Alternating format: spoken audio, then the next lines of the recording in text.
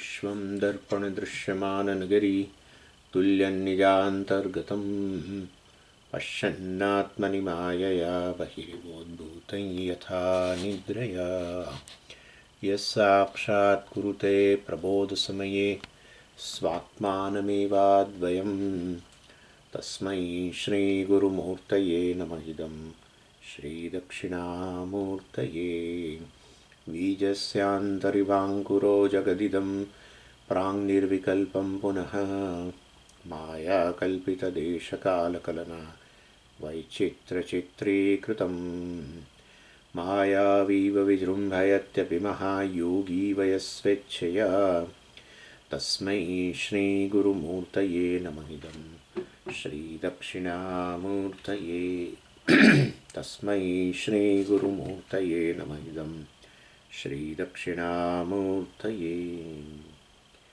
ॐ सहना भवतु सहनौ भुनक्तु सह वीर्यं करवावहै तेजस्विनावधीतमस्तु मा विद्विषावहै।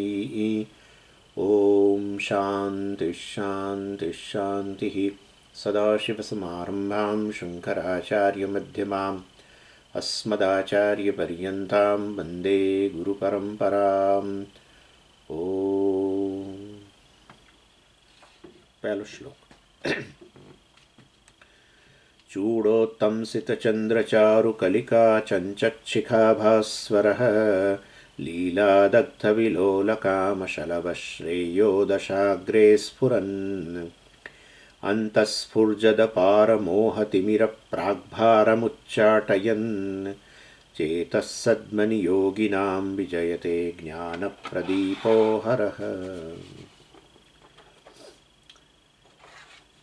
એટલે પ્રથમ શ્લોકની અંદર જ્ઞાનપ્રદીપો હરહ ભર્તૃહરિ મહારાજે મંગલાચરણ કરીને શિવજીનું સ્મરણ કર્યું, જે જ્ઞાન અને વૈરાગ્યનું પ્રતીક છે, અને વૈરાગ્ય શતકની રચના કરે. વૈરાગ્ય અને જ્ઞાન જોડે જનારી વસ્તુ છે. એટલે હંમેશા જે વૈરાગ્યની માગણી કરે સામાન્ય રીતે જ્ઞાનની માગણી કરે. અન્નપૂર્ણા સ્તોત્રમાં કહ્યું ને કે જ્ઞાન અને વૈરાગ્યની ભિક્ષા આપો, એના જેવું. પછી કહ્યું ચૂડોત્તમસિત ચંદ્રચારુ કલિકા કલિકા ચંચત શિખા ભાસ્વર. વર્ણન શિવજીનું પુરાણને આધારે ને આધ્યાત્મિક દ્રષ્ટિ બંને અર્થ કરી શકાય. ચૂડા ચૂડા એટલે મસ્તકની અંદર ઉત્તમસિત ચંદ્રચારુ કલિકા, મસ્તક પર જેમણે આ ચંદ્રને ધારણ કરેલો છે, કાળને ધારણ કરેલો. અને કેવો ચંદ્ર? ચારુ કલિકા, બીજનો ચંદ્ર, જે વાસ્તવમાં એને કળા જ કહેવાય ચંદ્રની, પરંતુ એક સામાન્ય લાઈન જ હોય ને, તો એટલે કલાને બદલે કલિકા કહ્યું. અને ચારુ બહુ સુંદર, ખરેખર બીજનો ચંદ્ર બહુ સુંદર લાગે. ચૂડા ઉત્તમસિત ચંદ્ર ચારુ કલિકા ધારણ કરેલો હોવાને કારણે ચંચત શિખા ભાસ્વર, એટલે આ ભગવાનનો જે દેહ જે છે એના પર આ મસ્તક પર ધારણ કરેલો ચંદ્ર જે છે એ જાણે કે કોઈ પ્રદીપ હોય, દીપકની જેમ પેલી એના મસ્તક પર જાણે પેલી જ્યોત પ્રગટતી હોય એના જેવું છે. શિખા ભાસ, અને એને કારણે ભાસ્વર શિવ, એના કારણે એ ભગવાનનો સમગ્ર દેહ ભાસિત થઈ રહ્યો છે, પ્રકાશિત થઈ રહ્યો છે. લીલાદગ્ધ વિલોલ કામ શલભ શ્રેયો દશાગ્રે સ્ફુરન. અને જે ભગવાને પછી પુરાણને આધારે જ વર્ણન ચાલે છે. લીલાદગ્ધ એટલે ભગવાને લીલા માત્રથી, રમત રમતની અંદર દગ્ધ, જેનું દહન કરી દીધું. કોણ? વિલોલ કામ શલભ. વિલોલ, વિલોલ એટલે અત્યંત ચંચળ.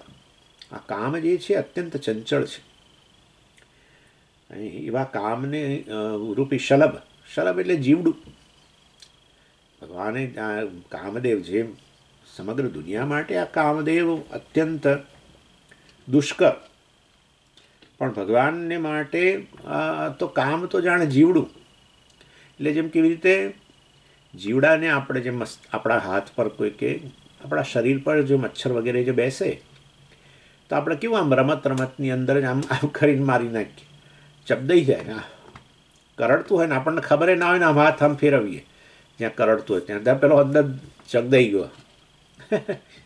એટલે કે છે લીલા દગ્ધ, લીલયા દગ્ધ, લીલા માત્ર રમતની અંદર આ કામદેવ જે અજેય છે, જેને કોઈ જીતી શકે એમ નથી, એવા કામદેવનું જેમણે આવા અત્યંત ચંચળ એવા કામદેવને એ જોતામાં ભસ્મીભૂત કરી દીધો. અને એ લીલા દગ્ધ વિલોલ કામ શલભ જે છે એનો બીજો અર્થ પણ આ તો હવે પુરાણની દ્રષ્ટિએ આ રીતે કામદેવનું ભગવાને એને ભસ્મીભૂત કર્યો પોતાની ત્રીજી આંખ રૂપી અગ્નિ દ્વારા. પછી આપણા આચાર્ય તો બંને ભર્તૃહરિ મહારાજ કંઈક થોડો માત્ર પુરાણનો અર્થ કરતા હોય.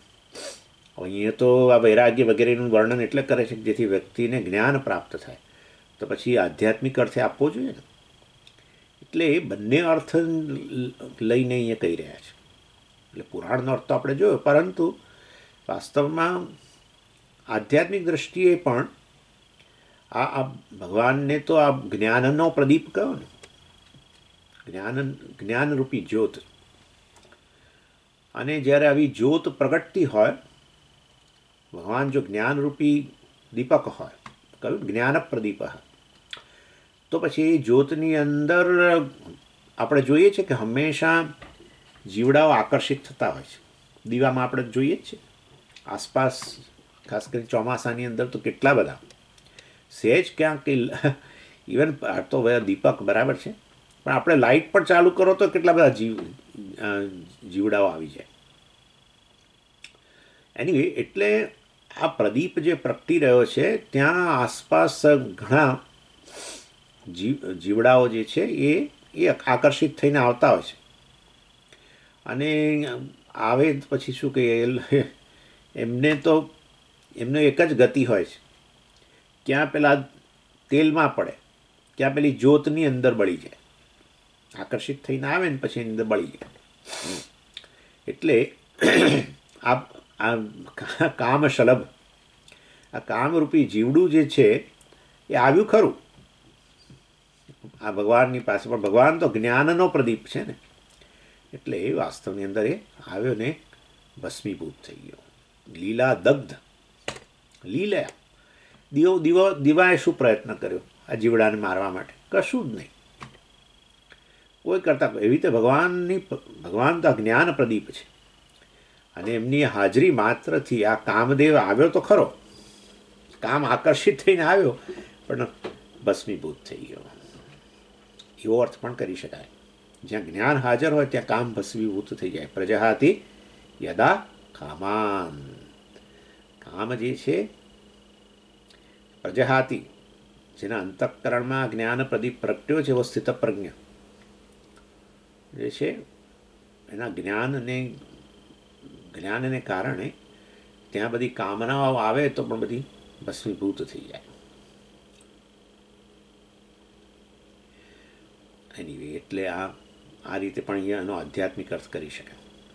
કામ શલભ, કામ એટલે જે શલભ આ જીવડું જે અત્યંત વિલોલ કહ્યું ને, અત્યંત ચંચળ જીવડું, કેટલું આમ ચંચળ, આજુબાજુ ફરતું હોય જ્યોતની આજુબાજુ, પછી છેવટે પડે એની અંદર જ્યોતમાં ને ખરાબ અને નાશ પામે. એટલે તમે આને ભગવાનને જ્યોત પણ દીપક પણ કહી શકો, તો અગ્નિ જ્યોત, અને આધ્યાત્મિકમાં તમે એને આ જ્યોતને જ્ઞાન જ્યોત કહો. બંને રીતે એનો અર્થ કરી શકાય, પુરાણોની દ્રષ્ટિથી અને આધ્યાત્મિક દ્રષ્ટિથી. એટલે લીલા દગ્ધ વિલોલ કામ શલભ એ આ રીતે જુદા જુદા દૃષ્ટિકોણથી. પછી કહ્યું શ્રેયો દશાગ્રે સ્ફુરન, એટલે વાસ્તવની અંદર એટલે આ લીલા દગ્ધના ત્રણ રીતે અર્થ થયા, સમજો. હા, એક તો સામાન્ય આપણો દીપક હોય, એ દીપકની જ્યોતની અંદર એમાંથી એના દ્વારા આકર્ષિત થયેલા જીવડાઓ જે છે, અત્યંત ચંચળ બધા જીવડાઓ આસપાસ ફરે ને છેવટે એની અંદર જ પડીને ભસ્મીભૂત થઈ જાય, એક અર્થ. પુરાણોની દૃષ્ટિથી ભગવાનની પાસે આવેલો આ કામદેવ જે છે એ ભગવાને એનું આ પોતાનો ત્રીજો અગ્નિનેત્ર દ્વારા એને ભસ્મીભૂત કર્યો. ભગવાન જાણે કે એક દીપક, અને ભગવાનના મસ્તક પર રહેલી જે એમની આંખ જે છે, ત્રીજી આંખ, એ અગ્નિ, એવું કહેવાય ને, સૂર્યચંદ્ર અને અગ્નિ એવું કહેતા હોય છે ને. અને એ અગ્નિનેત્ર દ્વારા ભગવાને કામરૂપી જીવડાને, અત્યંત ચંચળ એવો કામરૂપી જીવડો જે છે એને ભસ્મીભૂત કર્યો. એ બીજો અર્થ પુરાણની દ્રષ્ટિ. અને ત્રીજો આપણો આધ્યાત્મિક અર્થ કે જ્ઞાન જ્યોત. અને આ જ્ઞાનરૂપી જ્યોતની અંદર આવું આ ચંચળ કામરૂપી જીવડું જાણે કે ભસ્મીભૂત થઈ ગયું જ્ઞાનથી. આ રીતે ત્રણ અર્થ કરી શકાય. પછી શ્રેયો દશાગ્રે સ્ફુરન. જો હવે તમે કહેતા હો કે આ ભગવાન તો જ્ઞાન જ્યોત છે, તો પછી ક્યારે જ્યોત પ્રગટેલી છે? એટલે કે છે કે વેદાંત વિચારને કારણે જે જ્યોત પ્રગટે, જ્ઞાન જ્યોત એમને એમ તો પ્રગટતી જ નથી. એટલે એ ક્યારે પ્રગટે? એ તો વાસ્તવની અંદર શ્રવણ મનન નિધિધ્યાસન રૂપી કર્યું હોય ત્યારે એ જ્ઞાન જ્યોત પ્રગટે ને. અહમ બ્રહ્માસ્મિ, પરમાત્મા જ છે. એટલે વાસ્તવમાં એ બ્રહ્મજ્યોત પ્રગટી છે. એ વાસ્તવમાં આવા શ્રવણ મનન વેદાંત વિચાર, એને વેદાંત વિચાર કહેવાય. શ્રવણ મનન નિધિધ્યાસન જ્ઞાન યોગ કહો. શ્રેયો દશા, શ્રેય એટલે આ જ્ઞાન માર્ગ, એ તો આપણે જાણીએ જ છીએ. અને જ્ઞાન માર્ગ કહીએ એટલે જ્ઞાન પ્રાપ્તિ આવે અને જ્ઞાન યોગ્યતા બંને હોય ને એની અંદર. તમે કહો જ્ઞાન યોગ એટલે પછી જ્ઞાન પ્રાપ્તિ આવી, તો જ્ઞાન પ્રાપ્તિનું અધિકારીત્વ પણ આવ્યું, બંને હોય. અને આ શ્રેય એટલે જ્ઞાન માર્ગ એવું તમે ક્યાંથી કહ્યું? પણ એટલે અન્યત શ્રેય અન્યદપી અન્યદેવતૈવ પ્રેય સ્તે ઉભે નાનાર્થે પુરુષમ વિની સિનીત તયો શ્રેય આદદાનસ્ય સાધુર્ભવતી હીયતે અર્થાદ્યયો પ્રેયો વૃણીતે. શ્રેય પ્રેયની વાત તો કઠોપનિષદમાં જ છે. અન્ય શ્રેય અન્યદુતૈવ પ્રેય. મનુષ્યના જીવનની અંદર એવું કહ્યું યમધર્મરાજાએ કે મનુષ્યના જીવનની અંદર રોજ જે સવારથી સાંજ સુધીમાં બધી જે વિવિધ પરિસ્થિતિઓ આવતી હોય છે, અનુભવો, એમાં એ પસંદગી એને કરવાની હોય છે. અને પસંદગી એ શ્રેયને આધારે કરે. પોતાને જ્ઞાન જોઈતું હોય તો એક પ્રકારની પસંદગી, અને ધર્મ અર્થ કામ જોઈતા હોય તો બીજી પસંદગી, મોક્ષ હોય તો પછી અન્ય પસંદગી. પરિસ્થિતિમાં સ્વામીજી એવી કેવી પસંદગી? પરિસ્થિતિમાં આપણે જે પ્રતિભાવ આપીએ, ક્યાં ધર્મને આધાર આપીએ તો છેવટે ચિત્ત શુદ્ધિ વગેરેને દ્વારા જ્ઞાન પ્રાપ્તિની ઈચ્છા હોય આપણે. અથવા તો આપણી પસંદગી રાગદ્વેષને આધારે હોય, આપણે અર્થકામ વગેરે માટે. એક જ વસ્તુ, બે જ વસ્તુ છે, બીજું કંઈ છે નહીં. પસંદગી પાછળ બે વસ્તુ છે જવાબદાર. શેની પસંદગી કરો એના એ શેના આધારે નક્કી થાય? બે વસ્તુ છે, ક્યાં રાગદ્વેષ, ક્યાં ધર્મ. બંને સાથે ન થાય. બંને સાથે થાય એ તો પછી થાય. જે ધર્મ છે એ જ મારા રાગદ્વેષ છે. જે કરવું જોઈએ એ જ મને ગમે છે, જે ન કરવું જોઈએ અધર્મ એ મને નથી ગમતું. તો બહુ જોરદાર, વાહ. પણ સામાન્ય રીતે જે ગમે, જે કરવું જોઈએ એ નથી ગમતું. સામાન્ય રીતે આવું હોય. અને જે ન કરવું જોઈએ ને એ બહુ જ ગમતું હોય. બધામાં ખાવા પીવાથી માંડીને પહેરવા બેસવામાં ઉઠવામાં બધે એક્સરસાઇઝ કરવી જોઈએ. આ તો સામાન્ય બધી વાતો કરું છું. એક્સરસાઇઝ કરવી જોઈએ, નથી ગમતું. આપણે આપણી જાતને બહુ તૈયાર કરવી પડે. તમે જોજો, ચાલવા જવા માટે તૈયાર કરવી પડે છે. ચાલવા જવાનું હોય તમે 1000 બહાના કાઢે, આજ તો બહુ ઠંડી છે હવે અને પવન પણ છે, પછી મને છે ને શરદી થઈ જાય. જાતે બધું અંદર ને અંદર ચાલતું હોય.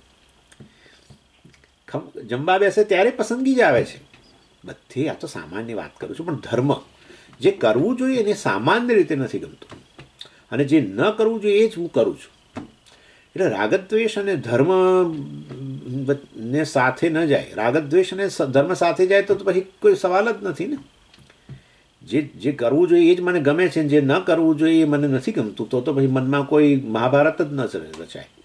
સામાન્ય રીતે રાગદ્વેષ રૂપી કૌરવો અને ધર્મરૂપી પાંડવો વચ્ચે જે યુદ્ધ રચાય છે એ કારણ કે એ તદ્દન વિરુદ્ધ છે. સંઘર્ષ વગરનું જીવન ત્યારે જ હોય કે જે કરવું જોઈએ એ જ મને ગમે છે, અને જે ન કરવું જોઈએ મને નથી ગમતું.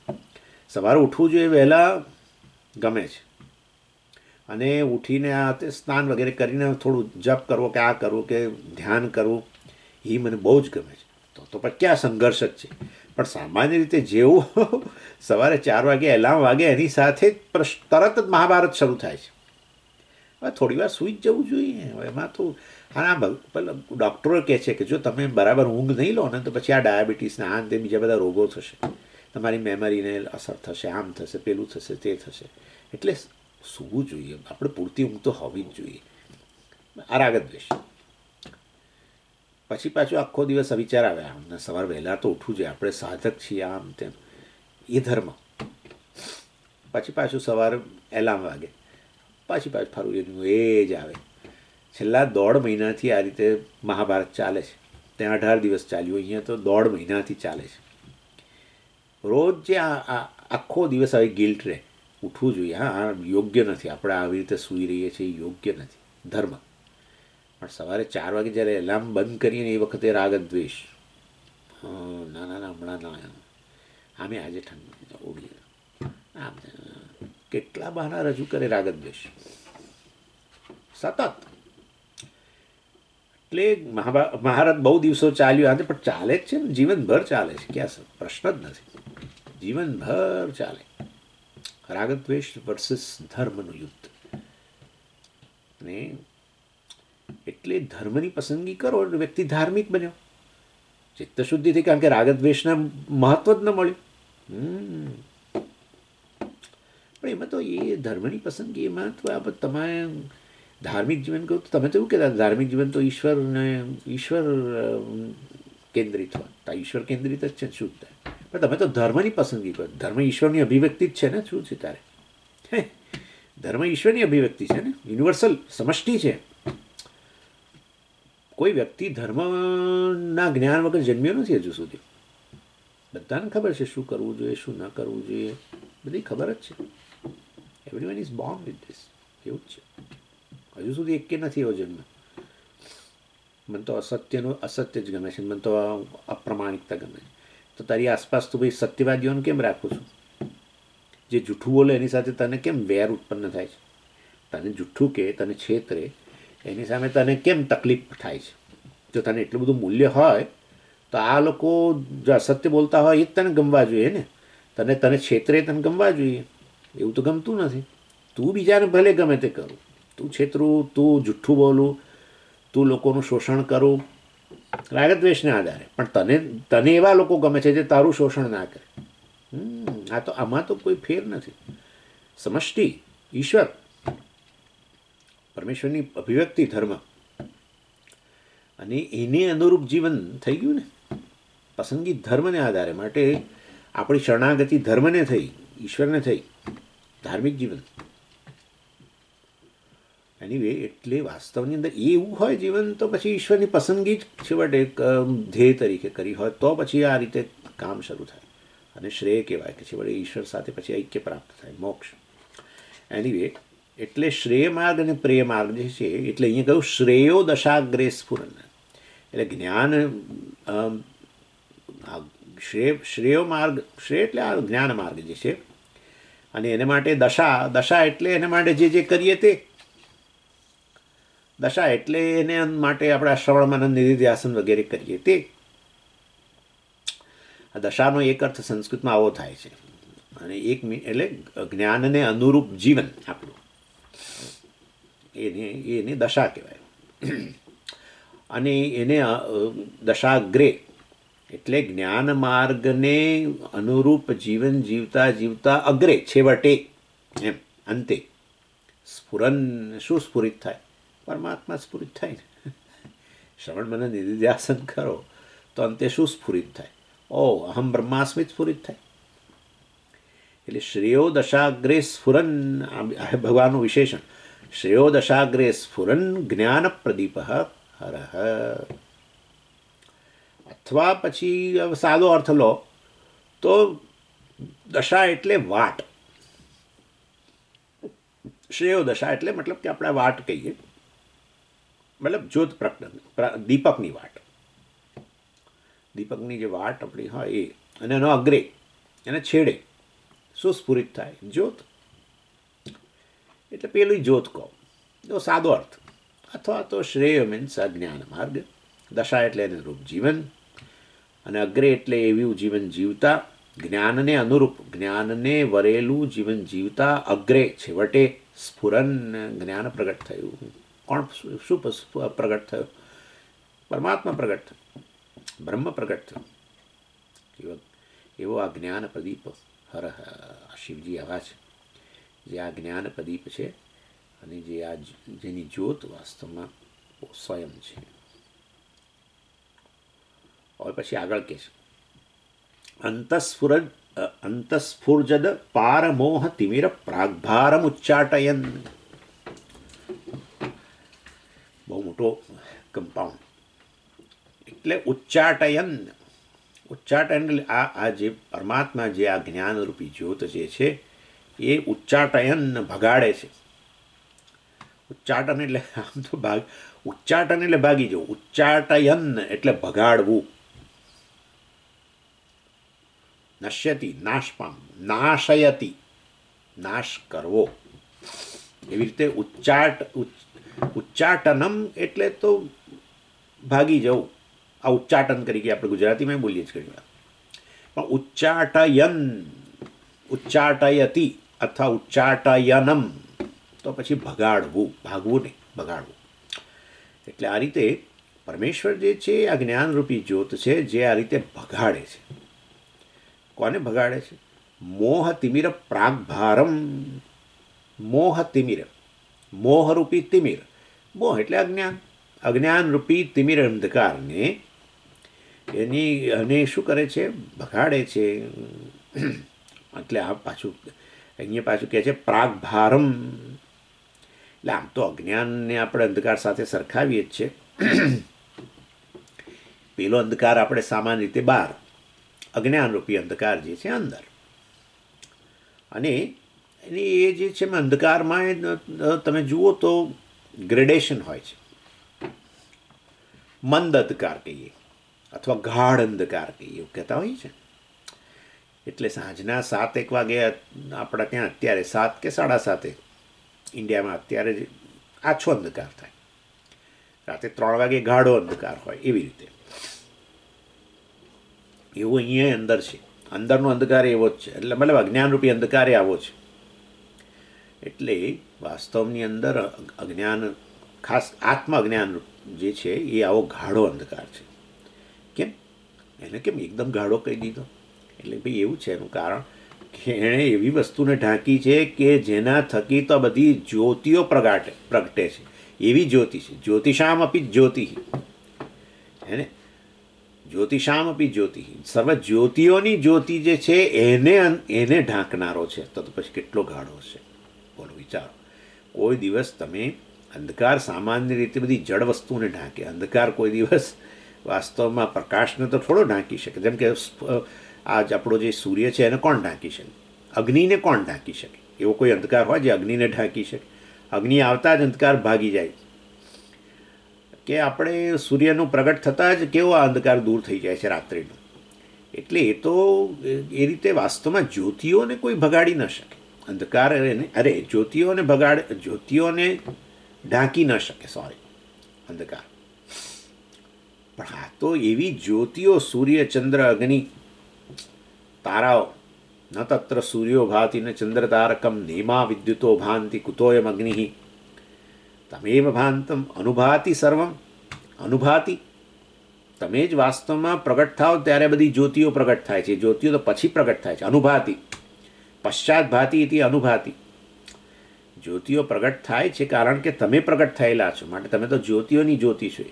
એવી જ્યોતિ બ્રહ્મ જ્યોતિને ઢાંકે છે. બોલો, એટલે કેવો ગાઢો અંધકાર કહેવાય અજ્ઞાન. એટલે અંદરે અંધકાર જે છે આવો ગાઢો અંધકાર છે. એટલે પ્રાગભારમ શબ્દ વાપર્યો. પ્રાગભારમ એટલે આવો ડેન્સ, આપણે કહીએ ગાઢો અંધકાર. એ અજ્ઞાન જે છે અંદર રહેલો અંધકાર, જેમ બહાર રહેલો અંધકાર પણ ગાઢ હોય કે મંદ હોય, એવી રીતે આ આત્મ અજ્ઞાનરૂપી અંધકાર જે છે એ અત્યંત ગાઢો છે. પ્રાગભારમ મોહતિમિર. અને એને બગાડનાર ઉચ્ચાટયન, એને બગાડનાર આ શિવજી રૂપી જ્યોત અર્થાત આ જ્ઞાન જ્યોત એ પ્રદીપ છે. શિવજી તો જ્ઞાન પ્રદીપ છે, જ્ઞાન દીપક, જે આ રીતે આવા અંધકારને પણ ભગાડી શકે છે. ઉચ્ચાટયન. અને વળી પાછું એક વધારે વિશેષણ છે, તમે જુઓ અંદર અપાર. સો અંતસ્ફુર્જદ પાર સ્ફુર્જદ અપાર મોહતિમિર પ્રાગભારમ ઉચ્ચાટયન. અંદર સ્ફુરી રહેલું આ જ્ઞાન પ્રદીપ જે છે એ કોને બગાડે છે? ઉચ્ચાટયનને બગાડે છે. કોને? અપાર મોહતિમિર પ્રાગભારમ. પ્રાગભારમ મેં કહ્યું તમને, ગાઢો અંધકાર. મોહતિમિર એટલે અજ્ઞાનરૂપી અંધકાર, જે પ્રાગભારમ અત્યંત ગાઢો છે. અને અપારમ, અપારનો અર્થ તમે સમજો જ છો. અપાર સમજીએ, અપાર સમુદ્ર છે. અપાર સમુદ્ર એટલે શું? જેનો પાર ન પામી શકાય, કિનારો ન જોઈ શકાય. પાર એટલે કિનારો, કિનારો જેનો નથી દેખાતો એવો, એટલે વ્યાપક થઈ ગયું ને. એટલે એવો આ અજ્ઞાનરૂપી અંધકાર પણ જે છે ને એ બહુ જ વ્યાપક છે. ગાઢો છે એટલું જ નહીં, એ અત્યંત વ્યાપક છે. કારણ કે બ્રહ્મ સર્વવ્યાપીને ઢાંકીને બેઠો છે. અથવા તો બીજી રીતે કહી શકાય વાસ્તવમાં કે આપણને જે તે શાસ્ત્રોનું જ્ઞાન હોય છે ખરું, જેમ કે અંગ્રેજીનું જ્ઞાન છે આપણને, કે મેથેમેટિક્સનું જ્ઞાન છે, કેમિસ્ટ્રીનું, ઇકોનોમિક્સનું, બધાના જ્ઞાન છે ખરા. પરંતુ એ બધા તો વિશેષ રૂપ જ્ઞાન બધા પ્રગટ થયેલા છે. આવું બધા જ્ઞાન, વિવિધ પ્રકારના જ્ઞાન ધરાવતા વિવિધ પ્રકારના મનુષ્યો જે છે એ બધાની અંદર આ એક અજ્ઞાન તો રહેલું જ છે. બોલો. અને એ છે આત્મજ્ઞાન. આત્મજ્ઞાન બધા જ લઈને જન્મે છે, માટે વ્યાપક છે એમ. એને તમે મેથેમેટિશિયન હોય એને પૂછો કેટલું બધું જ્ઞાન મેથેમેટિક્સનું, અને એ સિવાયના બીજા વિષયોનું જ્ઞાન હોય, પણ તોય એને તમે પૂછો કે ભાઈ તમે તમારી જાતને જાણો છો? તો કે હું જાણું છું. એટલે આપણે કહીએ કે તમે શું જાણો છો? એટલે કે હું આ મેથેમેટિશિયન છું, આમ છું, તેમ છું, પુરુષ છું, સ્ત્રી છું, ફલાણું ઠીકણું મનુષ્ય છું, આના પતિ છું કે આના પત્ની છું. જે આ બધું હું વિશે બોલે ખરા, પણ આ કદી ના બોલે કે હું બ્રહ્મ છું. અથવા સેલ્ફ ઇગ્નોરન્સ એ તો રહેલું જ છે. નોબેલ લોરેટ હોય કે પછી મતલબ કોઈ વૈજ્ઞાનિક હોય, કોઈ ઇકોનોમિસ્ટ હોય, બીજા હોય, તે જે જન્મે છે એ આ અજ્ઞાન લઈને જન્મે છે. અને ઘણી જાય છે ત્યારે પણ રહે છે. કેટલું વ્યાપક વિચારો તમે. એટલે નહીં તો જન્મવાનો જ પ્રશ્ન નથી. જો આત્મ અજ્ઞાન ન હોય, આત્મજ્ઞાન હોય કે હું પૂર્ણ છું, પછી શાના માટે જન્મ લેવાનો? જન્મ શેના માટે લેવાનો? આ વિચારવા જેવું છે.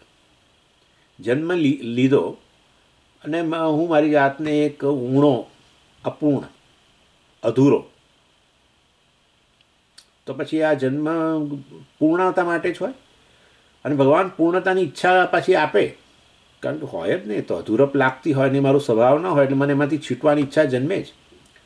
એટલે અધૂરપ લઈને જન્મીએ અને અધૂરપને દૂર કરવાની સ્વાભાવિક ઈચ્છા પણ હોય તો જીવનનું ધ્યેય શું હોય? કોમન સેન્સ છે કે પૂર્ણતા જ હોય ને. અને પૂર્ણતા વ્યક્તિએ જેને જાણી લીધું કે હું પૂર્ણ છું, હવે એને ફરી જન્મ શેના માટે લેવાનો? હવે કંઈક રહ્યું જ નહીં કોઈ પ્રયોજન.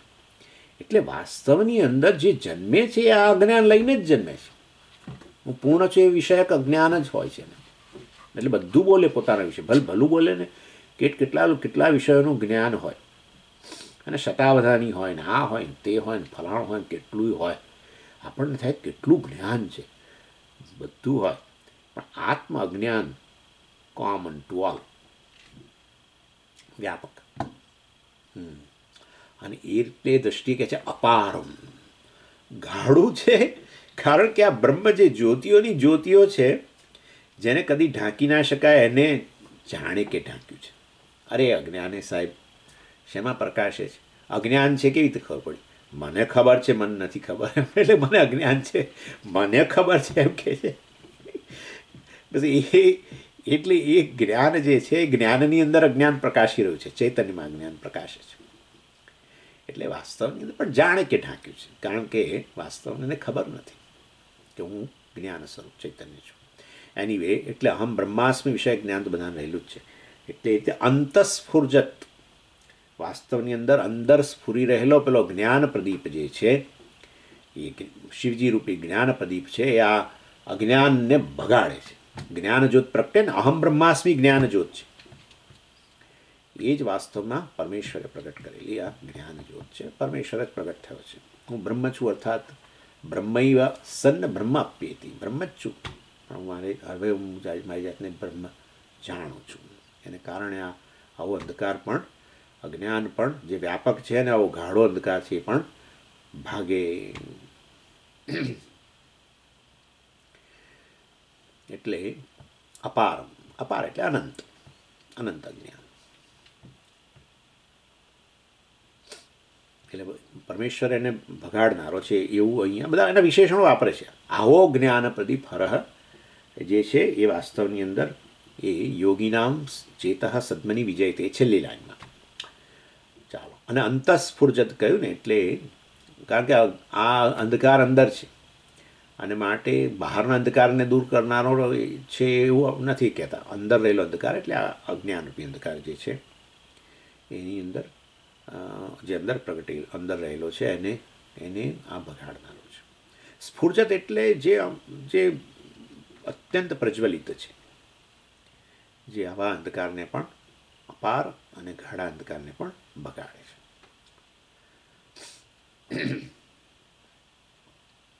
એટલે અહીંયા આપણે સમજી શકીએ છીએ કે આત્મજ્ઞાન જે છે એ આત્મજ્ઞાનને દૂર કરવાનો ઉપાય એકમાત્ર જ્ઞાન છે, બ્રહ્મજ્ઞાન છે. એ વસ્તુ આપણે સમજી શકીએ છીએ. એટલે જો એ ભગાડતો હોય અંદર રહેલા અંધકારને, આત્મજ્ઞાનને એ ભગાડતો હોય, કારણ કે વિશેષણ શિવજીનું છે.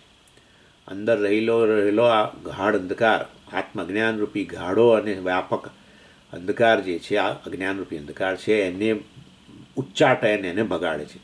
એનો અર્થ એવો થયો કે આપણી જાતનું અજ્ઞાન હોય તો વાસ્તવની અંદર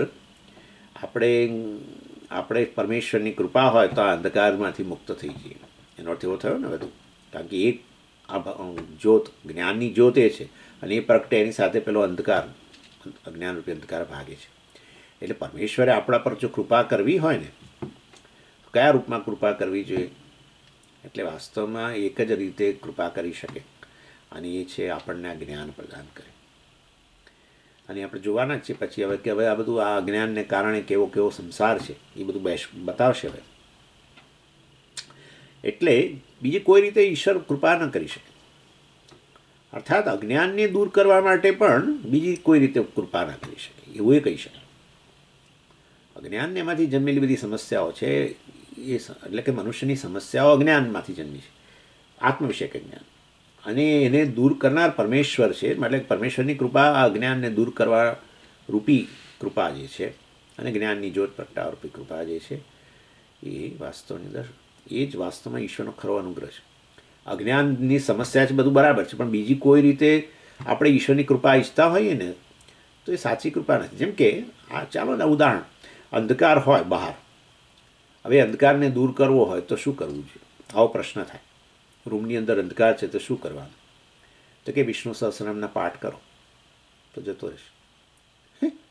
કશું ના થાય. વિષ્ણુ સહસ્રનામના પાઠ કરવાથી કૃપા થાય તમારા ઉપર, પણ અંધકાર દૂર ના થાય. એટલે આ કલ્પના કરો ના કે આપણે અંધકારથી ભરેલો છે ને ઓરડો, તો વાળી કાઢો. જેમ ધૂળથી ભરેલો ઓરડો હોય તો કે, એટલે ધૂળથી ભરેલો ઓરડો હોય તો આપણે શું કહીએ? વાળી કાઢો ને ભાઈ, એટલે જતો રહેશે ધૂળ. એવી રીતે અંધકારથી ભરેલો ઓરડો છે, શું કરો? તો કે પેલી લો સાવરણી, સારામાંની સાવરણી લેજો, કારણ કે પેલી ધૂળ માટે એક પ્રકારની, તો અંધકારને દૂર કરવા જરા સારી સાવરણી લેજો, અને તો એનાથી જતો રહેશે. ના જાય તો કે કંઈ નહીં, હવે તો થોડા આસનો કરું અંદર અંધકારની અંદર, કુક્કટાસન ને ફલાણાસન ને ઢીકણાસન ને જે આસનો કરવા કરો. આસનો કરશો ને અંધકાર રહેશે. તમારા આસનો શરૂ થશે ત્યારે અંધકાર, આસનો કરતા હશો ત્યારે અંધકાર, આસનો પૂરા થઈ જશે તો અંધકાર જ રહેશે. એવું છે. એટલે ના ના, હું તો છે ને પેલી શું પેલી કહે છે ને કુંડલીની પ્રાણાયામ કરું, આસનોની પ્રાણાયામ કરીને કુંડલીની જાગ્રત કરું. એ કુંડલી જાગૃત કરશો, કરતાં પહેલાં એ અંધકાર અને પછી અંધકાર, અને બહાર આવી જશો એ પ્રાણાયામનીમાંથી, યોગમાંથી બહાર આવશો, નિર્વિકલ્પ સમાધિમાંથી, તો એ અંધકાર આ લેવાનો છે. એના જેવી વસ્તુ છે. એક જ વસ્તુ જોઈએ, અને એ છે બસ આટલું જોઈએ. આ સમજી ગયા? જ્ઞાન જ જોઈએ. દુનિયામાં કેટલી પ્રેક્ટિસીસ ચાલે છે, બધા બસ આ સમસ્યાઓમાંથી મુક્તિ, મોક્ષ, સંસારમાંથી મુક્તિ, બધાને આ જ જોઈએ, બીજું કશું નથી જોઈતું. અશાંતિમાંથી મુક્તિ જોઈએ છે, અસલામતીમાંથી મુક્તિ જોઈએ છે, દુઃખમાંથી મુક્તિ જોઈએ છે. એ મોક્ષ જોઈતો હોય એ વાસ્તવની અંદર આ બધું જે પ્રગટ થયેલું છે, તો આ પેલા અંધકાર, અજ્ઞાન, આત્મજ્ઞાનમાંથી પ્રગટ થયું છે. માટે એને દૂર કરવું હોય તો એક જ વસ્તુ છે, અને એ છે જ્ઞાન. અને એ જ્ઞાન પ્રગટાવે છે કોણ? પરમેશ્વર પ્રગટાવે છે. એટલે એવું કહ્યું નહીં, શિવજીને નમસ્કાર કરતાં કરતાં કહ્યું, અંતસ્ફુર્જત અપાર મોહ તિમિર પ્રાગ ભારમ ઉચ્ચાટયન. એમનું વિશેષણ છે આ, કે આવા ભગાડનારા ગાઢા અંધકારને, અંદર રહેલો ગાઢો અંધકાર, આત્મજ્ઞાન જે છે, ગાઢો અંધકાર જે છે, અને આવો વ્યાપક છે, એને પણ અંદર જ્ઞાનરૂપી જ્યોત પ્રગટાવીને દૂર કરે છે. કારણ કે પોતે પ્રદીપ છે, એટલે નેચરલી એ અંદર પ્રગટ થાય. પ્રદીપ એટલે દીપક, અંદર પ્રગટ થાય જ્ઞાન જ્યોત, તેની સાથે જ આ અંધકાર દૂર થાય, બીજું કોઈ રીતે ન જાય. એટલે મારો કહેવાનો આશય, આ જપ કરીએ કે પ્રાણાયામ કરીએ, આસનો કરીએ, બધું ધાર્મિક વસ્તુઓ છે, આપણને મદદરૂપ થાય જ, પણ એ તો અધિકારીત્વ પ્રાપ્ત કરવા માટે. પછી અંધકાર દૂર કરવા માટે કંઈ કામ ન કરે. તમે ક્લાસ ભરો ને, એમ કે તમે તારે ક્લાસ ભરો ને, મને આ બધા બહુ સમજણ નથી પડતી, હું તમારા પાઠ કરું છું, ધ્યાન કરું ભગવાનનું, મને મોક્ષ મળશે. મોક્ષ એ રીતે પ્રાપ્ત ન પ્રાપ્ત થાય, એમ કહેવાનો આશય છે. આ બધી વસ્તુઓમાંથી આપણે જાણવાની છે. કારણ કે આ બધું છેવટે બધું હવે આગળ કહેવાના જ બધું, એ બધું વૈરાગ્ય પ્રાપ્તિ માટે અને છેવટે જ્ઞાન પ્રાપ્તિ માટે જ કહેવાના છે. વૈરાગ્ય અને જ્ઞાન જોડે.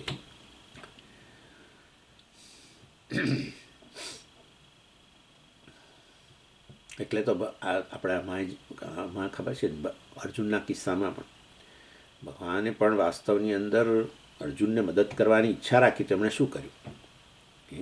નહીં તો અંગૂઠો મૂકી દીધો હોત ને. અહીંયા કરે છે ને, ખબર છે ને તમને, અંગૂઠો અહીં મૂકે.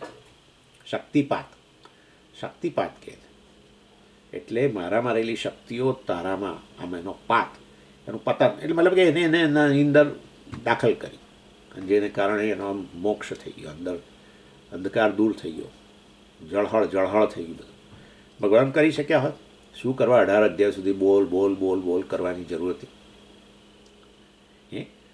ખાસો ગાઢ મિત્ર અને પરમેશ્વર એટલે એમની અપાર શક્તિઓ. વિચાર કરો તમે, જે ધારે એ કરી શકે. આ તમે જગત જુઓ એટલે પછી ખબર પડી જાય કે શું ન કરી શકે. આ યુનિવર્સ બનાવ્યું છે કે કલ્પના બહારનું જ છે, ખબર જ નથી પડતી. આ વૈજ્ઞાનિકો જેમ શોધતા જાય છે એમને કંઈક અચંબો જ લાગે છે બધો. ક્યાં એનો અંત ને કશું કંઈ નક્કી જ નથી. શું છે એ જ નથી ખબર પડતી. કેટલું તો પછી શું છે હજુ એ જ નથી નક્કી ખબર પડતી. આ બેક્ટેરિયા કે વાયરસ શું છે નથી ખબર પડતી, આ અણુ શું છે નથી ખબર પડતી. મતલબ અચિંત્ય રચના છે પરમેશ્વરની. એવો પરમેશ્વર, આ અર્જુન પોતાનો ગાઢો મિત્ર, એનો આ બધો કકળાટ, એનો શોક ને બધું, એને દૂર કરવો હોત, મિત્ર છે મદદ કરવાની ઈચ્છા થાય જ તો શું કરે? ખાલી હું તો કહું છું આંગળી નહીં, ખાલી ભગવાન આમ સંકલ્પ કરે ને આમ પેલો ઠીક થઈ જાય એકદમ, શોક વગેરેથી મુક્ત થઈ જાય. જ્ઞાન જોત જ પ્રગટાવી પડે, બીજું કશું ના થાય. પૂછ કર્યું, તને ખબર પડી ગઈ ભાઈ, હવે તારો મોહ ઓછો થઈ ગયો. નહીં તો હજુ 19મો અધ્યાય પાછો લઉં, 20મો લઉં, તું કહેતો હતો. હવે તને બધું બરાબર બેસ્યું. નષ્ટો મોહ સ્મૃતિર્લબ્ધા ત્વત્પ્રસાદાત તરિષ્યસી. એટલે હું વાસ્તવ તત્પ્રસાદાત કંઈક કહ્યું, કરીષ્યસી વગેરે, એ મને છેલ્લું યાદ, કરીષ્યસી જ કહ્યું. નષ્ટો મોહ દૂર થઈ ગયો. બસ ત્યારે ભગવાને બંધ કર્યું. મોહ એટલે આ ડેલ્યુઝન એટલે અજ્ઞાનમાંથી જન્મેલો અંદર આ જે છે એ મોહ દૂર થઈ ગયો ને કર્યું ખરું ઉદાહરણ. ચાલો, એટલે ઇન શોર્ટ ભગવાને પણ આ જ રસ્તો અપનાવ્યો, જ્ઞાન જ્યોત પ્રગટાવવાનો. બીજો કોઈ રસ્તો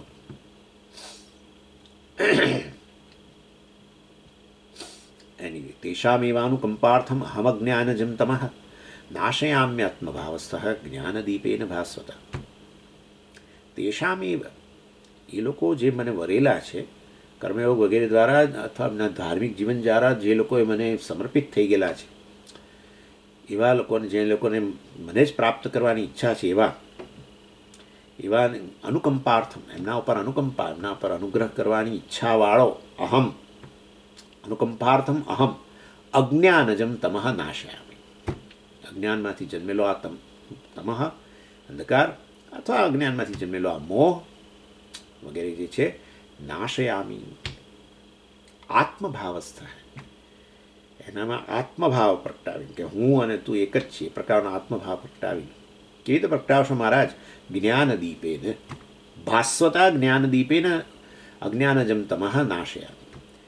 ભાસ્વતા, અત્યંત પ્રજ્વલિત જ્ઞાનદીપક પ્રગટાવીને એનો આ અજ્ઞાનમાંથી જન્મેલો અહંકાર અને સંસાર એટલે કે અજ્ઞાન જ નાશયામી. ભગવાને સ્પષ્ટ કહી દીધું ત્યાં 10મા અધ્યાયના 11મા શ્લોકમાં. એટલે ગુરુ ના હોય તો ઈશ્વર જ ગુરુ આપણું. હા, ઘણીવાર આવી પ્રકારની અંદરથી આપણને એ પેલું થતું હોય છે, સ્વામીજી મારે ગુરુ કરવા. એક કે આપણું ગુજરાતમાં બહુ છે જ આ વસ્તુ, ગુરુ કરવા છે મારે. કોઈ ગુરુ, ભગવાનને પ્રાર્થના કરો, ભગવાન જ ગુરુ બની જશે. બન્યા જ ને અર્જુનના કિસ્સામાં એણે પ્રાર્થના કરી, શિષ્યસ્તેહમ શાદીમામ તો આમ પ્રપન્ન. ભગવાન ગુરુ બની ગયા, સારથીમાંથી ગુરુ બની ગયા. લો, સિદ્ધ ડ્રાઈવરમાંથી આચાર્ય થઈ ગયા. એટલે વાસ્તવની અંદર ઈશ્વરને પ્રાર્થના કે આ બધો સંસાર વગેરે છે અજ્ઞાનમાંથી જન્મેલો છે, તું જ જ્ઞાન જ્યોત પ્રગટાવ, તું પોતે જ વાસ્તવમાં જ્ઞાન પ્રદીપ છું. આ બધું આમાં શીખવાનું છે માંથી, આ પહેલા શ્લોકમાંથી. અને ઈશ્વર જ વાસ્તવમાં ભગવાન કહે છે હું જ આ જ્ઞાનદીપ પ્રગટાવીને એને પણ એવું કેવી રીતે થાય? એ અંદર એક દિવસ સવારે મેં ઉઠીએ ત્યારે પેલો અંદર દીવડો પ્રગટી ગયો, એવું બધું વિચારવાનું નહીં. ભગવાન કોઈ પણ રૂપમાં આવીને આપણા અંધકાર, આપણા અંતઃકરણમાં રહેલો જે અંધકાર છે, અજ્ઞાન જે છે એને દૂર કરે. કોઈ પણ રૂપમાં આવે એ આપણે ચિંતા નહીં કરવાની. એટલે ભર્તૃહરિ પણ આ મોક્ષ ગ્રંથ જે છે આપણે કહ્યું ને, ભર્તૃહરિએ જે 3 શતક રચ્યા, નીતિ શતક અને વૈરાગ્ય શતક અને બીજું પેલું કયું શતક, 3 શતક રચ્યા. આ જે છે વૈરાગ્ય શતક એ વાસ્તવની અંદર શૃંગાર શતક. એ શૃંગાર શતકની અંદર અર્થકામની ચર્ચા, નીતિ શતકમાં ધર્મની ચર્ચા અને આ વૈરાગ્ય શતકમાં મોક્ષ પુરુષાર્થની ચર્ચા. એટલે ભર્તૃહરિએ એ મોક્ષ પુરુષાર્થને માટે મંગલાચરણની અંદર શિવજીનું જ આ રીતે અનુગ્રહની પ્રાર્થના કરી, કારણ કે મોક્ષ માટે જ્ઞાન જોઈએ અને જ્ઞાન, પરમેશ્વર જ્ઞાન પ્રદીપ છે અને માટે એ અંતઃકરણમાં પ્રગટ થઈને એ અજ્ઞાન દૂર કરીને મોક્ષ પ્રદાન કરે. જ્ઞાન વૈરાગ્ય સિદ્ધ્યર્થમ ભિક્ષાન દેહી ચ પાર્વતી. અન્નપૂર્ણા સ્તોત્રમાં કહ્યું ને, જ્ઞાન વૈરાગ્ય સિદ્ધ્યર્થમ, જ્ઞાન અને વૈરાગ્યની ભિક્ષા માગું છું. એ માતાજી અન્નપૂર્ણા માં તમારી પાસે જ્ઞાન અને વૈરાગ્યની ભિક્ષા માગું છું. ચાલો, એટલે આ રીતે પહેલો શ્લોક જે છે એ જ આ જ્ઞાન સાથે જ શરૂ થયો. બીજા બધા હવેના શ્લોકો જે છે એ જ્ઞાન પ્રગટ રૂપી જ્યોત પ્રગટેના માટે શું હોવું જોઈએ? જે પેલી વૈરાગ્ય ઉત્પન્ન થવું જોઈએ ને, એ વૈરાગ્ય પ્રગટાવશે હવેના શ્લોકોમાં. એવું વર્ણન કરશે કે આપણને વૈરાગ્ય પ્રગટ થાય. એટલે કે છે અહીંયા યોગીનામ ચેત સદ્મની વિજયતે. હવે છેલ્લી લાઈન, યોગીનામ ચેત સદ્મની વિજયતે. પેલું તો જોઈ ગયા છે, જ્ઞાન પ્રદીપ હરહ. ચેત સદ્મની, આ ઈશ્વર જે છે વાસ્તવની અંદર એ અંતઃકરણની અંદર વાસ્તવમાં રહેલો જ છે. ચેતસ સદ્મની અંતઃકરણની અંદર પ્રગટી રહેલો જ છે. ઓહ, પ્રગટી રહેલો છે તો તમે પ્રગટાવાની ક્યાં વાત કરો છો? તો પછી તમે તો કહેતા હતા કે ભગવાનનો અનુગ્રહ આ રૂપે થાય, ભગવાનને આવી પ્રાર્થના કરવી જોઈએ, જ્ઞાન પ્રદીપ પ્રગટાવો. તો આ તો પ્રગટે છે એવું તમે કહો છો, પણ કોને માટે લખ્યું જોડે એ જુઓ. યોગી નામ, જ્ઞાન યોગી નામ. આ જે જ્ઞાન યોગીઓ છે એમના અંતઃકરણની અંદર ચેતઃ સદમની, સદમન એટલે આમ તો ઘર, ટેમ્પલ. ચેતઃ અંતઃકરણ, ચેતઃ ચેતસી ચેતાંસી, ચેતઃ ચેતસી ચેતાંસી, આવા રૂપો છે. ચેતસ, ચેતસ એટલે અંતઃકરણ.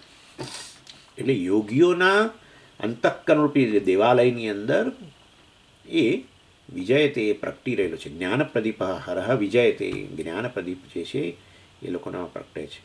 એને એવું આપણામાં પણ પ્રગટે. વિજયતે એટલે જ્યાં હાજર છે એમ કહો.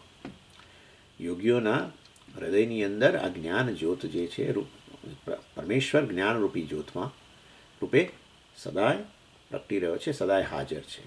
અને એવી રીતે એ મારા હૃદયની અંદર પણ, અંતઃકરણની અંદર એ પ્રગટ થાવ અને મને પણ મોક્ષ પ્રદાન કરો. એટલે આ પહેલા શ્લોકની અંદર ભર્તૃહરિ આ રીતે શિવજીનું આ રીતે આત્મજ્ઞાનના રૂપમાં એને આત્મજ્ઞાન પ્રદાન કરનારા રૂપમાં એમની અહીંયા પ્રાર્થના કરવામાં આવી. વૈરાગ્ય શતકની રચના છે તો એના માટે જ છેવટે. એટલે આ પહેલો મંગળ શ્લોક પતી ગયો અને હવે મેં કહ્યું પ્રમાણે વૈરાગ્યની ચર્ચા શરૂ થાય છે. આમ તો આ 100 શ્લોકો જે છે ને એને ઘણા બધા 100 કે 108 કે એને વાસ્તવમાં કેટલાક વિષયો રૂપે એનું વર્ગીકરણ થઈ શકે. હજુ મેં નક્કી નથી કર્યું બધા શ્લોકો લેવા કે નહીં, પરંતુ કેટલાક શ્લોકો તો લેવાનું નક્કી છે. અને કે શ્લોકો જે છે વાસ્તવની અંદર એનું વર્ગીકરણ આ રીતે વિષયોના રૂપે કરવામાં આવેલું છે. એટલે આપણે વિષય પ્રમાણે લઈશું. એટલે ઘણીવાર શું થશે કે હવે દાખલા તરીકે સંસારનું વર્ણન હોય તો સંસારનું વર્ણન એવું નથી કે પહેલાં આટલા જ શ્લોકમાં, થોડોક પહેલાં અમુક શ્લોકમાં હોય, પછી પાછું એ સંસાર વિષયક શ્લોક વળી પાછો ક્યાંક પાછો આગળ આવતો હોય, તો પછી એ શ્લોકને પાછા અહીંયા જોડે લઈ લઈશું. એટલે આપણે નંબર પ્રમાણે ચર્ચા નહીં કરી, આપણે વિષયને આધારે ચર્ચા કરીશું. અને એટલે એના માટે કદાચ નંબર આમ તેમ થતા રહેશે. આ સ્વામીજીએ જુઓ હમણાં 23મો શ્લોક કીધો ને, હવે 69મો શ્લોક લે છે. એટલે પણ આ કારણ કે વિષય એ ત્યાં 69મા શ્લોકમાં પાછો આ જ વિષયની ચર્ચા હોય તો એને અહીંયા લઈ લઈએ એવી રીતે. સારું, હવે એમાં પહેલો ટૉપિક કયો છે? આમાં ચાર ટૉપિક છે. આ હવેની વાત છે. આ પહેલો શ્લોક તો મંગલાચરણ. હવેના જે શ્લોકો છે વૈરાગ્યની વર્ણન કરનારા, એ વૈરાગ્ય પ્રગટ કરવા માટે એમણે 4 ટૉપિકની ચર્ચા કરી છે. પહેલો ટૉપિક છે સંસાર દોષ દર્શન. તો જ આવે ને, સંસાર પ્રત્યે રાગ બહુ છે ને, એટલે સંસાર પ્રત્યે વૈરાગ્ય ઉત્પન્ન થાય એના માટે સંસારમાં રહેલા દોષો બતાવવા પડે. એટલે સંસાર દોષનું વર્ણન કરતો પહેલો ટૉપિક આપણે ગણીએ. સંસારનો અર્થ શું? અમે અમારું બધું કુટુંબ છે એવું નહીં. આપણો જીવનની અંદર જે પુરુષાર્થ છે ને, આ ધર્મ અર્થ કામ, એની જે ઝંખના છે આપણને, એને સંસાર કહેવાય. અને અંતર્ગત કોઈ વ્યક્તિ એ બની શકે. આપણા જીવનનું જે કોઈ વ્યક્તિ હોય છે જ લોકોને, આ વ્યક્તિ મારા જીવનમાં આવી જાઓ, આ વ્યક્તિ મારા જીવનમાં આવે, આ વ્યક્તિ મારા જીવનમાં આવે, આવો જ જપ કરે છે. એ આવી જાય ને તો બધું સરસ થઈ જાય. એ આવે તો મને થોડી સલામતી લાગે, મને એ આવી જાય ને તો મારા જીવનમાં શાંતિ થઈ જાય. એ વ્યક્તિ આવી જાય ને તો મારા જીવનમાં સુખ થઈ જાય. વ્યક્તિને આપણે સુખનું કારણ માનીએ, વ્યક્તિને શાંતિનું કારણ માનીએ અને વસ્તુઓને માનીએ. એટલે આ બધું વ્યક્તિ વસ્તુઓ જે છે, થિંગ એન્ડ બિંગ, એને જીવનનું ધ્યેય માનવું, એમાં સુખ દુઃખ અને સુખ શાંતિ અને સલામતીના દર્શન કરવા, એનું નામ સંસાર. એટલે સંસાર એ સંસાર દોષનું વર્ણન કરશે કે તમે જેને આ કહો છો પણ એમાં જુઓ, એમાં એને જરા આમ ફેરવો, એમ કહે છે. એવું જ કરશે. તમે જેને સલામતીનું સાધન માનીને એમ દોટ મૂકવાના છો, એને જરાક આમ ફેરવી નાખો. સહેજ એ જ વસ્તુ બદલવાની નથી, એ વસ્તુને આમ સહેજ એને બદલો, આમ પાછું ફેરવો, તો તમને અરે આ તો બહુ અગલી છે. એમ નામ સંસાર દોષ દર્શન કરાવવો. એ સંસાર દોષનું દર્શન કરાવતા કેટલાક શ્લોકો છે. પહેલો ટૉપિક. પછી બીજો ટૉપિક જે છે વાસ્તવની અંદર દર્શન એટલે આ પ્રકારે એની સમજ, મતલબ દર્શન એટલે ખરેખર આંખથી જોવું એવું નહીં, આપણા અંતઃકરણમાં સમજ આવવી એ વિષયની, કે આ બધી જે ભૌતિક જીવન છે, ભૌતિક જીવનના કેટલા જે પાસા છે અને ભૌતિક ધ્યેયો બધા, એમાં રહેલા ડિસએડવાન્ટેજ, એમાં રહેલા ગેરલાભ, એમાં રહેલા દોષ છે, એની સમજ આપતા શ્લોકો. એ પહેલો વિષય, સંસાર દોષ દર્શન. બીજો ટોપિક જે છે મોહ, એટલે મનુષ્યમાં અંતઃકરણમાં જે મોહ રહેલો છે, જેને કારણે પેલા દોષો નથી જોઈ શકતો. મોહનો અર્થ જ આ છે કે જે વસ્તુ જેવી છે એવી જોઈ જ ના શકે. આપણે ગુજરાતીમાં આવું કહીએ જ છે, તને આ વ્યક્તિમાં તો બહુ મોહ થઈ ગયો છે, બધા કહે છે કે આ વ્યક્તિમાં આવું છે, તું એની મિત્રતા ના કરીશ, પણ તને મોહ થઈ ગયો લાગે છે. તું જે બધા જોઈ શકે છે તું જોઈ નથી શકતો, એમ કે મા બાપ સલાહ આપતા હશે ને ઘણી વાર, દીકરા દીકરીઓને સલાહ આપતા હશે ને, આની મિત્રતા ના કરીશ, આ બધા કહે છે એમાં આમ તકલીફ છે આ વ્યક્તિમાં, તું પછી પસ્તાઈશ. પેલી વ્યક્તિ આગ્રહ જ રાખીને આમાં હું તો એની સાથે જ મિત્રતા કરીશ, આમ તેમ બહુ સારો છે, તો આપણે તારે મોહ થઈ ગયો છે. મોહ એટલે વાસ્તવમાં એમાં રહેલા જે દોષો છે એનું દર્શન કરવાની ક્ષમતા ન હોવી, એને મોહ કહેવાય. માઇનસ પોઈન્ટ આપણે કહીએ ને, માઇનસ પોઈન્ટ જોવાની ક્ષમતા ન હોવી, સાદા ભાષામાં કહેતો. આ બીજો મોહ. ત્રીજો ટોપિક છે વૈરાગ્યની સ્તુતિ. સ્તુતિ કરવી જોઈએ. વૈરાગ્ય આ રીતે ઉત્પન્ન કરવા માંગો છો, પણ વૈરાગ્ય આવવાથી શું થશે? શું લો, તમે અમને આ દોષો દર્શન કરાવીને એમાં એ ભૌતિક જીવનના ધ્યેયોમાંથી અમને મુક્ત કરશો, એના પ્રત્યે વૈરાગ્ય અમને ઉત્પન્ન થશે, પણ પછી વૈરાગ્ય શેના માટે કરાવો છો આ બધું ઉત્પન્ન? આ બધું પછી એટલે વૈરાગ્યની સ્તુતિ, ગ્રેટનેસ ઓફ વૈરાગ્ય, એ ત્રીજો ટોપિક. અને ચોથો ટોપિક છે એક ભર્તૃહરિ પોતે જ મનુષ્યને કેટલીક સ્વતંત્ર સલાહ આપે છે, એ વાસ્તવમાં કેટલીક જરૂરી વસ્તુ મનુષ્ય માટે, એ વસ્તુઓની ચર્ચા પણ ચોથો ટોપિક, ઉપદેશ કહેવાય ભર્તૃહરિનો. અને આ 4 ટોપિકમાંથી અત્યારે આપણે વાસ્તવમાં, અને એમાં એના વિશે કેટલાક શ્લોકો, હવે એમાં પાછા બહુ એ શ્લોકો હોય, એટલે અમુક જ શ્લોક લઈએ, અમુક શ્લોકમાં પછી એટલું બધું બીભત્સ વર્ણન હોય કે આપણને થાય કે ના આ સ્વામીજી અમારે નથી સાંભળવું, તો એટલે એ ડ્રોપ કરીએ, અથવા જોઈશું આગળ જે થશે તે. હમણાં નક્કી કર્યું છે કે આ ટોપિક, આ 4 ટોપિકને અંતર્ગત જેટલા શ્લોકો હોય એમાંથી કેટલાક શ્લોકો લઈને ચર્ચા કરવી. આપણને રસ બધું આખું સ્તોત્ર મતલબ કે કરવું એવું, અરે આખું આ શતક કરવું એવું નથી. આપણને તો વૈરાગ્ય જોઈએ છે ને, એના માટે આ જે 4 ટોપિક છે એની સમજ હોવી જોઈએ આપણને. પહેલો ટોપિક જે છે એ છે આ સંસાર દોષ, અર્થાત ભૌતિક જીવન જે છે એના પ્રત્યે વૈરાગ્ય ઉત્પન્ન કરાવો. સંસાર એટલે ભૌતિક જીવન, ભૌતિક ધ્યેય, એને સંસાર કહેવાય. એમાં રહેલા દોષની સમજ આપવા માટેનો પહેલો ટોપિક. અને એની ચર્ચા જે છે હવે આવતી વખતે આપણે શરૂ કરીશું. અત્યારે વિરમીએ. ઓમ પૂર્ણમદ પૂર્ણમિદં પૂર્ણાત પૂર્ણમુદચ્યતે પૂર્ણસ્ય પૂર્ણમાદાય પૂર્ણમેવાવશિષ્યતે. ઓમ શાંતિ શાંતિ શાંતિ. હરિ ઓમ શ્રી ગુરુભ્યો નમઃ. હરિ ઓમ.